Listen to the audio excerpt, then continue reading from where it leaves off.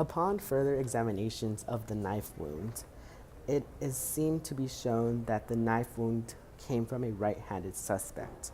When interviewing our suspects, we found out that Mr. Sierra, Mr. Gatos, and Ms. Ramos are all right-handed. Finding out that they're right-handed and the stab wound being right-handed helped us narrow down the people who we thought were the suspects. When examining the blood droplets, or evidence number 7, the blood droplets were found on tile, which gave them a circular form. The angle of the blood was similar to an 80 or 70 degree angle, showing that when Mr. Smith was stabbed, the pulling out of the knife gave it the 70 or 80 angle, showing that it was a right-handed suspect. So as far as the book and the scale, we're disclosing the book because after further examination, there was nothing to be found on the book. And when we looked at the scale, there was a red mark found at the bottom, but that led to nothing, so that's why we also disclosed the scale. Number 6 and 10 were blowflies found on Mr. Smith's body, and they came within minutes of the murder. So then we decided to conduct interviews, one of which being Mr. Gatos. Gatos said a lot of things about how he felt about Mr. Smith. Sources said that he pulled a big prank on him. Gatos and the victim had lots of problems, and off the record, he said if anyone were to cross him, that they would be sorry. Although this interview did give Gatos a motive, we didn't want to pursue a lead with him unless we had cold, hard evidence to convict him, so we kept looking at the evidence. Okay, so we found a bite mark on the back of the victim's body, which led us to conduct oral impressions of Mr. Sierra, Mr. Gatos, and Ms. Ramos.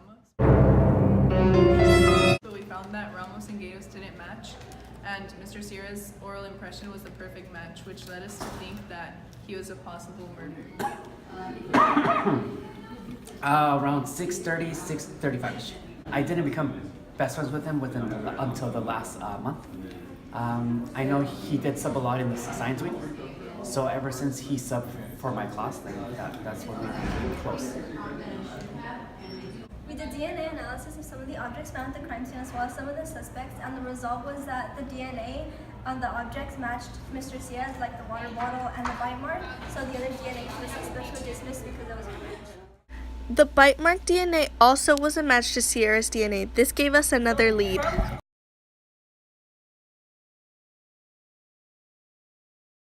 So from the multiple evidence leading to Sierra, it gave us a lead. So when we went to interview him, we found a knife in his classroom and a little bottle that was also found at the crime scene. How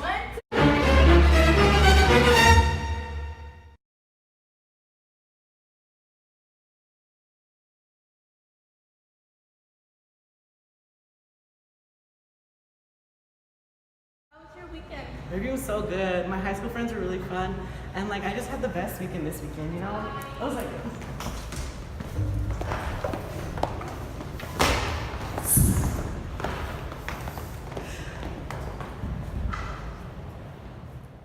To summarize our method of investigation, the first thing we did when we got to the crime scene was locate main points that we could use to link to a possible murderer.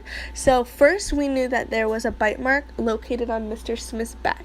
So what we did was we got the oral impression of it, and we kept this in mind when we were interviewing suspects. So we would look at our suspect's teeth, and ultimately we noticed that Mr. Sierra's teeth looked similar to the bite mark, so we got a dental impression of his teeth, and it linked to the dental impression that was on the bite mark. So also the DNA of the bite mark, we conducted the DNA experiment with an electrophoresis test, and this led us to discover that the DNA also matched Mr. Sierra. So the DNA is unique to a specific individual, thus we knew for sure that Sierra was involved with the murder. Therefore, we went to go interview Mr. Sierra, and upon doing so in his classroom, we noticed there was a knife on his desk and also a bottle of a certain substance that was also found at the crime scene. This links Sierra directly to the crime scene and even gives us a murder weapon. So we also knew that on Mr. Smith's back was a stab wound, so this shows Mr.